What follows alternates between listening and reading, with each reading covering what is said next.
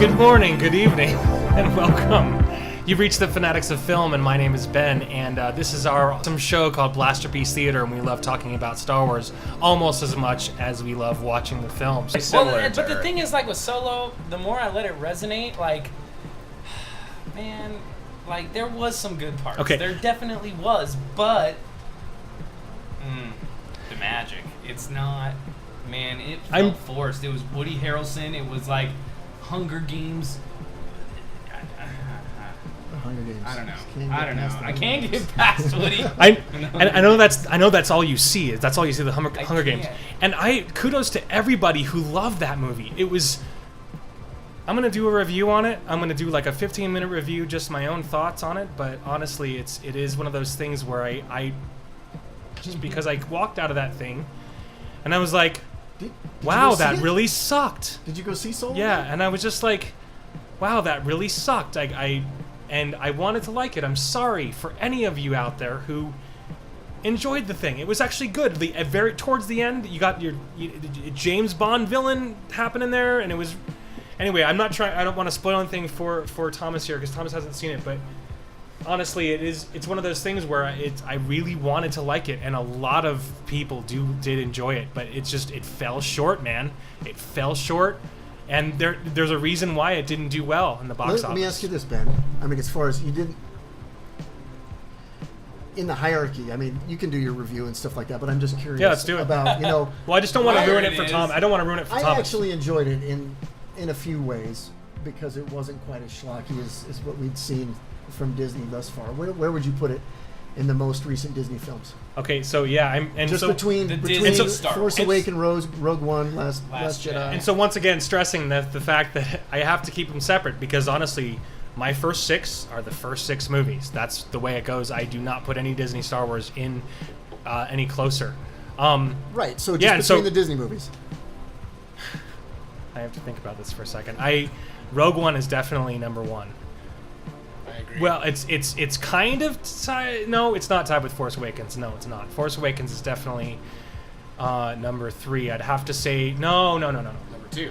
I'd have to say of the Disney bastardized Walmart version of Star Wars, I'd have to say there you have Rogue One, Force Awakens,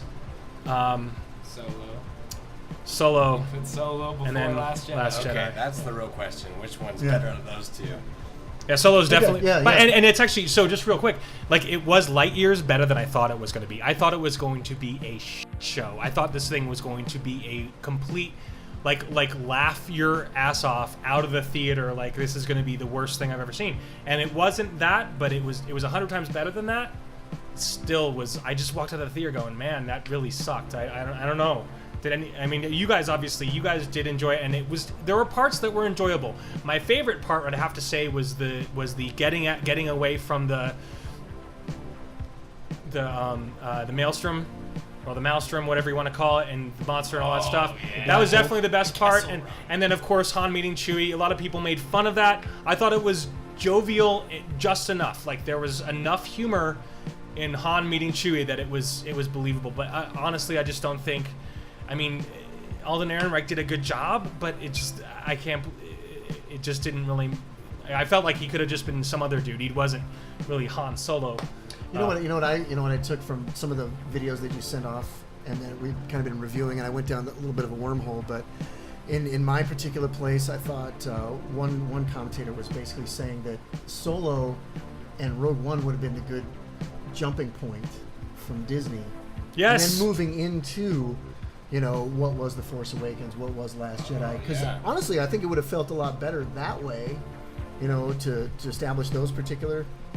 Because Solo felt like a good starting point for better things to come, instead of like trying to, reel back and save itself from what it's already occurred. Well, especially since someone else has pointed this out, and they're right along with me on this. Like, like you're killing a character. Oh, now that they're dead, let's show their story. It's like, no, you don't. I mean, no. Like, they've done that with. They did it with Luke. They did it with Han. They'll do it with Leia. Leia's, and they're gonna do it with everybody. They show them die, and then you show their story. No, that's just. Come on, they're dead. Just let it go, and I don't know. That's just my, and that's just that's the constant formula. We've already seen Darth Maul die, and we're gonna, it's like bring him back into this. So anyway, sorry anybody.